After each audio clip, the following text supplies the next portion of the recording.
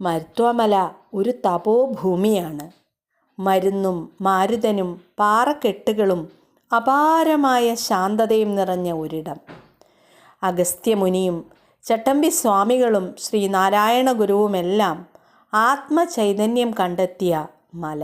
ശ്രീനാരായണ ഗുരു 6 വർഷം തപസ്സിരുന്ന പിള്ളത്തടം ഗുഹ മരുത്വാമലയുടെ മുകളിലാണ്. 3 മലകൾ ചേർന്ന മരുത്വാമലയിലെ 3ാമത്തെ മലയിലാണ് പിള്ളത്തടം ഗുഹ. ഇവിടെയാണ് ശ്രീനാരായണ ഗുരു ഏകാന്ത തപസ് അനുഷ്ഠിച്ചത്.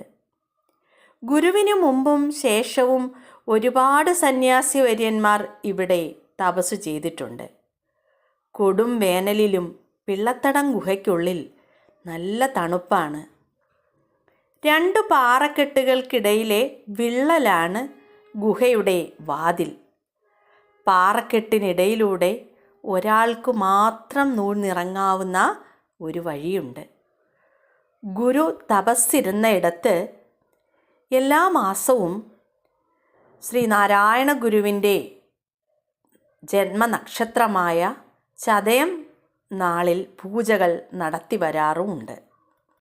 ഐതിഹ്യപ്രകാരം രാമരാവണ യുദ്ധത്തിനിടയിൽ മേഘനാഥൻ്റെ അസ്ത്രമേറ്റു വീണ ലക്ഷ്മണനെ രക്ഷിക്കുവാനായി ശ്രീ ഹനുമാൻ ഹിമാലയ സാനുക്കളിലെ ഋഷഭാദ്രി മലയിലേക്ക്, അതായത് ഉത്തരാഖണ്ഡിലെ ചമോലിയിലെ ദ്രോണപർവ്വതം, അവിടേക്ക് ശ്രീ ഹനുമാൻ പോവുകയും ഔഷധ സസ്യങ്ങളുടെ പേരുകൾ ശ്രീ ഹനുമാൻ മറന്നുപോയതിനാൽ ഋഷഭാദ്രി മലയെ തന്നെ അടർത്തിയെടുത്ത് ലങ്കാപുരിയിലേക്ക് പോകുമ്പോൾ ആകാശമധ്യേ അതിൽ നിന്ന് ഒരു ഭാഗം അടർന്നു വീഴുകയുണ്ടായി.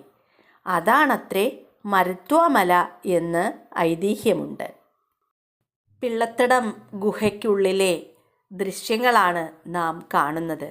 ശ്രീനാരായണ ഗുരു, അഗസ്ത്യമുനി, ചട്ടമ്പിസ്വാമികൾ എന്നീ മഹാമനീഷികൾ ധ്യാനനിരതരായ സ്ഥലം. പരിപാവനമായ ഈ സ്ഥലം അയ്യാവൈകുണ്ഠർ രൂപപ്പെടുത്തിയ അയ്യാവഴി മതവിഭാഗക്കാരും ഈ മരുത്വാമലയെ അതീവ പവിത്ര